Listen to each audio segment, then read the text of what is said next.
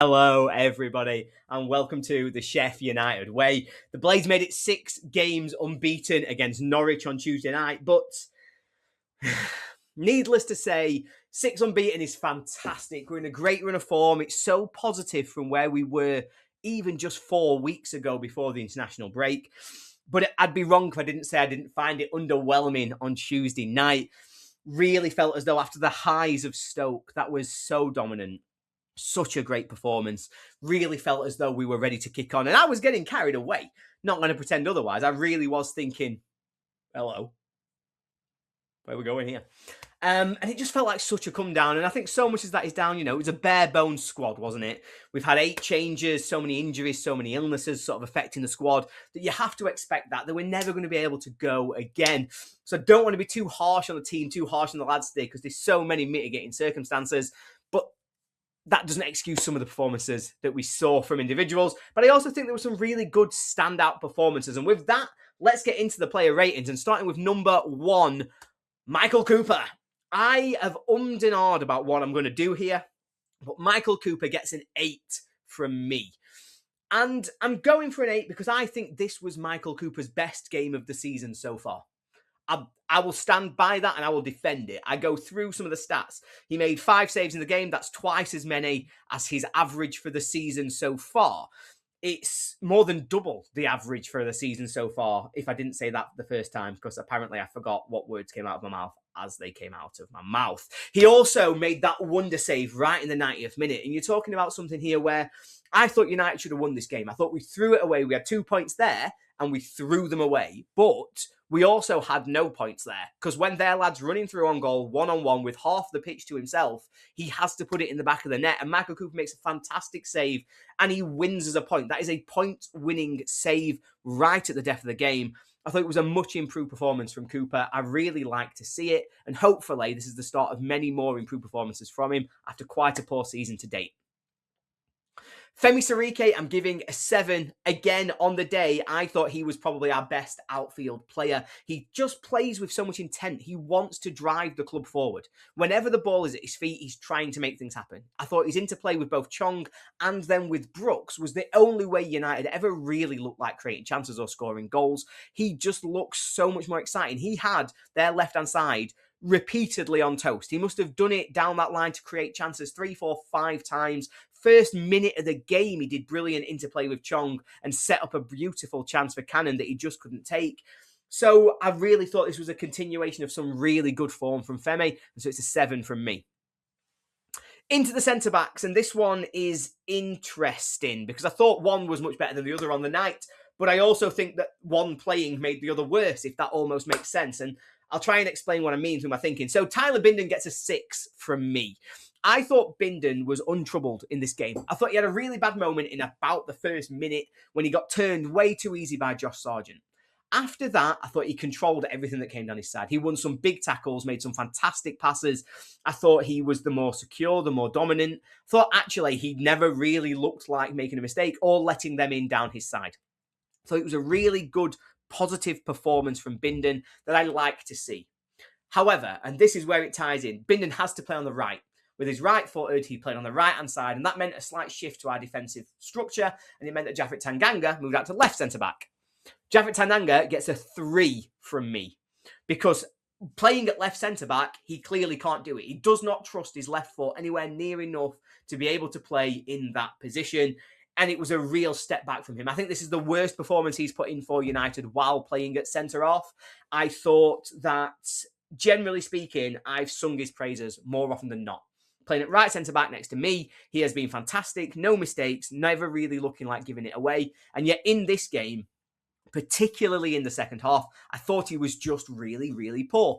Every pass he played, he missed the red and white shirt. He seemed like he was giving the ball away time and time again. Yes, there was no options for him to maybe play the passes he normally would in midfield, but he just kept inviting pressure onto our back line.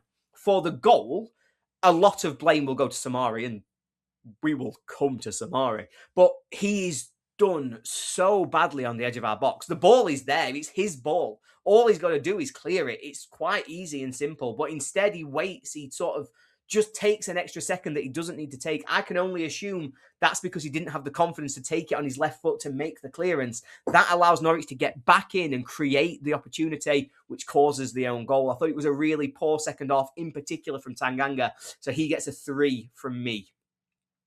Harrison Burrows gets a 5.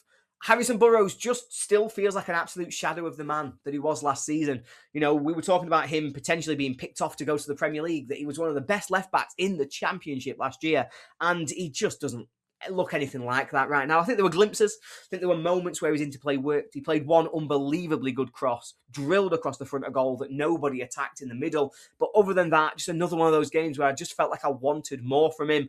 And to be honest, I spent much of the game thinking, I wish we had Sam McCallum. And I think that maybe sums up where we're at right now. And it's certainly not where I thought we would be at the start of the season. Into the midfield, and 𝗤𝗿𝗲𝗲 gets a 5 from me. And I'm gonna title a little subtitle for this is a generous 5, because it's just so nice to see 𝗤𝗿𝗲𝗲 playing for Sheffield United again. How great is it that after more than 12 months away, he came in from the start, and yeah, I've just missed him. And I think he's got such a huge future for the club. He's obviously going to be our long-term captain. He's going to be so much for Sheffield United and in a red and white shirt. He had some really nice touches with the ball at his feet. I think that's where he's at his best. And as he gets up to fitness, he's going to be special. And he's going to be so important for us this season. Did I think this game was his best performance? No. Did I think that part of our big problem with our performance overall was the fact that the midfield didn't work and some of that was down to 𝗤𝗿𝗲𝗲 not being in the right positions? Yes. I think that's a fair reflection on how it stood. But he's come in out of nowhere, played an hour. I don't think we could have asked much more than him. I think he was put into a situation where it was really difficult for him to excel and succeed, and he did well enough. So a 5 for me for 𝗤𝗿𝗲𝗲𝗏. 𝗣𝗵𝗲𝗲, I'm going to give a 3, and he's lucky to get it, because I've written a note here that just says, oh, mate, because I've been to bat a few times this season for 𝗣𝗵𝗲𝗲. I've said, I think he should be starting, particularly just before the last international break. I wanted him in instead of 𝗍𝗏𝗏. I wanted energy, I wanted movement, I wanted the legs in midfield. Thought there were games, particularly Preston away second half, where we made a huge impact in terms of being able to drive us forward, as well as his ability off the ball to win tackles and get the ball back in recoveries. But he was so bad in this game that everybody else looked better. All of a sudden, he played for 90 minutes here, and all of a sudden I'm thinking that, 𝗍𝗏𝗏 𝗍𝗏𝗏's the second coming of 𝗍𝗍𝗫𝗍. I immediately am overrating what we've seen from everybody, because he just never got going in this game. He missed any kind of attacking thrust. I thought his dribbling was poor. He kept losing the ball. I thought his passing was off. He wasn't able to find a man. He looked dangerously one-footed in this game, so he wasn't able to really come out of difficult situations. I think in particular his partnership with Blaster meant that we got completely no shape in midfield. We had one forward, one back, and they were never in sync with each other to try and make sure that we had proper coverage. And I think Norwich just found it so easy to run straight through the centre of our midfield time and time and time again. It was way too easy for them to go from defence to attack by just running straight through the middle with nobody there to stop them. And that ultimately is what Soumaré's role is. He's there to win those tackles, and he just wasn't doing it. And I've said all of that without even covering the calamity of an own goal. I said before that I think he looked dangerously one-footed in this game. The goal is a perfect example of that. Just sort your feet out. Like, the ball's not going in the net. He's not charging back to try and make a goal line clearance. This is a ball drilled across goal that ultimately it's a relatively... Maybe I'm annoyed and I'm over-exaggerating this. But I think that's a relatively simple clearance. I think if you've got a right foot, you just clear that and you kick the ball away and it's done straightforward. Instead, he doesn't know what to do with his right foot, so can't sort his feet out, ends up in a muddle and knocks it into the back of the net. If you've only got one foot you can use, you're always going to end up in problems like that. And it's cost us the game here, because as much as I didn't think it was a good performance, as much as I actually think a draw is probably the fair reflection, we had this game won and we've given it away with a stupid goal. First from Tanganga, and second from Soumaré. And I think we've just got to be better than that for who we are and where we want to go. I understand these are second stringers. I understand that it was a really difficult day, but I just thought we had to be better than that. And conceding a goal in that way is a bit of a joke, if we're being honest. Callum O'Hare, I've given a 4. Thought this was comfortably his poorest performance since Wilder's come back to the club. In all honesty, I lost count in the first half of the number of times that he just lost the ball. All of United's best play came down the right-hand side, and that's because whenever we tried to go down the left, Cal just wasn't on it today. Wasn't able to find those pockets of space where he creates, wasn't able to just get the weighting on his passes. Must have been 2, 3, 4 times where he played the right pass just too hard. So it goes out of play, rolls to the goalkeeper. The striker just can't get there. And it was so frustrating because it was so close. But unfortunately, they're the fine margins that Cal plays on. And I thought this one was just one where all of our good movement generally broke down when he got involved in it, particularly in the first half. Look, he's earned a poor game. He's had a fantastic season. He's been our standout player by a mile. So we let him off. We let him have this one. But I did think this was a disappointing evening for him. So 4 for Callum O'Hare. 𝗤𝗍𝗗, I have bottled it. There you go. I've given 𝗤𝗍𝗗 a 6.5. And that's because this is so driven by the outcome. Ultimately, if we hang on, we win this game 1-0. 𝗤𝗍𝗗 gets a 7, and I'm sat here singing his praises because his skill on the ball looked fantastic. He was great at going at his man, creating chances, linking in with 𝗍𝗫. He brought constant danger down that right-hand side, and he was always a threat that had their defenders panicking and worried.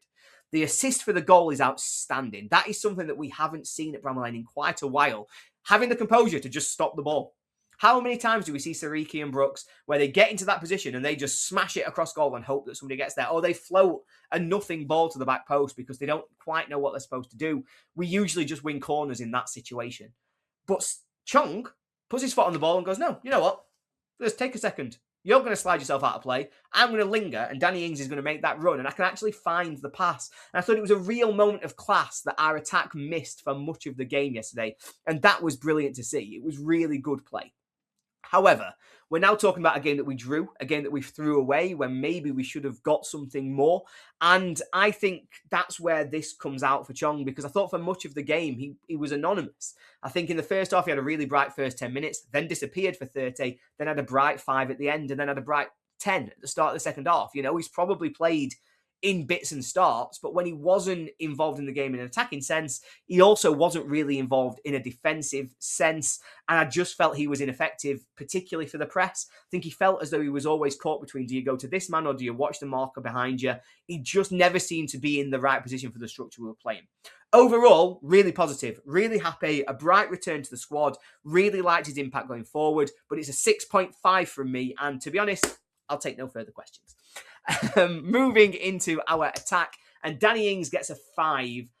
And yes, I have added 1 on because he scored. Because to be honest, other than the goal, I thought he looked really poor. Don't know if it's just me. Maybe you're going to tell me I'm wrong in the comments, but I just didn't see it in this game. I thought he was really poor. I thought his movement did not look anything like a player who has been capped for England. You know, think about Bamford at the weekend and the movement he has for the goal that he scores. And you think, actually, you can see how he's using his brain to make up for the fact that his body maybe doesn't do what it used to do for him. Whereas Ings just looks as though he's consistently trying to do the same thing, but his legs aren't fast enough to carry him there anymore. He's not in the right positions. He's always a second behind the play. And yeah, I really felt as though it wasn't his best game. I thought he wasted a couple of really good chances as well. Before he did score, there was the corner in the first half that gets to him at the back post. There was then the header in the second half that it just flicks towards goal instead of just heading it properly. And yeah, I'd been really disappointed with him. But then, despite what I've said there, in the 30 seconds of the goal, his movement is beautiful. He finds the gap between defenders. He makes sure he's open in the middle of the box. He finds the line so that John can play the pass. And he just knocks it into the back of the net. And that's all we need him to do. And therefore, he does deserve a better rating for that. So that's why I've gone 5 rather than 4, because I felt that elevated his performance. And ultimately, it could have been the winning goal if we'd not done something stupid defensively. But to me, it just further established him as the 4th choice striker. I think of our current options, he's the one who is the odd one out right now. And if we were to go out in January to bring somebody new in, I think it's Ings that needs to give way because the others all seem to be offering more right now. Which brings us to Tom Cannon. And Tom Cannon also gets a 5 from me. But I did think on the day he was the better of the 2 strikers. I thought he pressed with a lot more energy and therefore caused more problems for the defenders. I really felt as though as he ran at them, they seemed to have something to think about rather than being able to take an extra touch, take the time, find a pass. So I really liked that. I thought he had one really good opportunity right at the start of the first half. Maybe should have done better. But there was loads of bodies around him. Makes sense that you would hit that and it gets blocked. It happens. Second off, I was disappointed that he didn't anticipate the cross from Burrows. That was beautiful play down the left-hand side. Burrows blasts it across goal. All he's got to do is commit. you're a centre forward in the 6-yard box, commit that that ball is going to make it to you. He didn't, and ended up just watching it flash past him as he dove too late. And I think that's what's going to be the difference between him being a decent player and him becoming a good player for United. He's got to get better at the mental side of the game. Got to anticipate when that ball is going to come and when he has to gamble on it. On to the subs, and to be honest, I'm not going to give any ratings for the subs. I'm not sure anybody impacted the game enough to really deserve a rating, but what I will say is I thought Andre Brooks was the best of the bunch when he came on. He continued that interplay that Chong had with 𝗍. If we were ever going to get a winning goal, it was going to come through Andre Brooks and 𝗍 on the right. So I really like to see that, and I'd like to see them back together, I think, on Friday night against West Brom.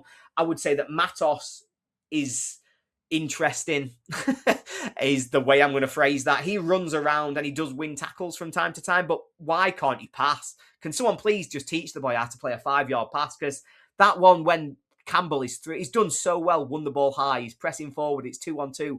All he's got to do is find the pass to Campbell and plays one of the worst passes I've ever seen in my life. I want to see more. It's so frustrating.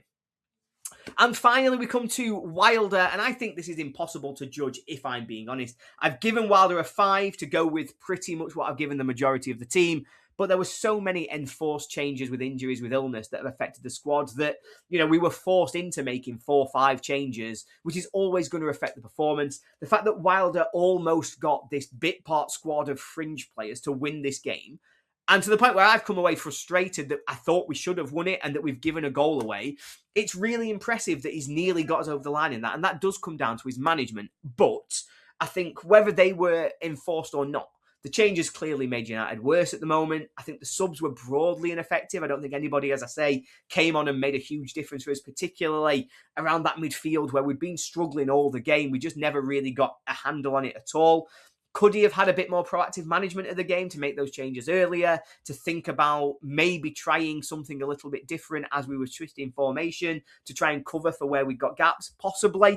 I just think that we maybe could have seen this one out with a little bit more proactive management coming out of that. It might be harsh, and I might be being really harsh, but I don't like throwing points away, particularly the position we're in right now. We haven't got that many points to play with, so let's not throw them away in games like this. So I've gone for a 5. You can judge if you think I'm harsh. So, but there you have it. And look, I think I was negative for some of that. And I want to be really clear that there's mitigating factors here. That was a really difficult Tuesday. I think if you think about the injuries, the illnesses, everything else that's affected the squad, it's massive to get through that still unbeaten. And to be honest, I think it's a huge step forward that I feel frustrated. Under Ruben Sellers, we'd lost that 5-0 and we'd have gone, yeah, probably. And I think it's really important we know how far we have come in the last 6 games, because we are 6 games unbeaten. They are huge signs of improvement. And overall, despite a patchwork squad, despite fringe players having to come in and do well, we've kept positive momentum. And that is huge for us right now. And we move on to Friday night. Hopefully the players get back fit. Hopefully we have a proper team for that game. And hopefully we can go and show West Brom what for. Make it 7 unbeaten. Maybe make it 5 wins in 6. I think that'd be a huge statement. Up the Blades.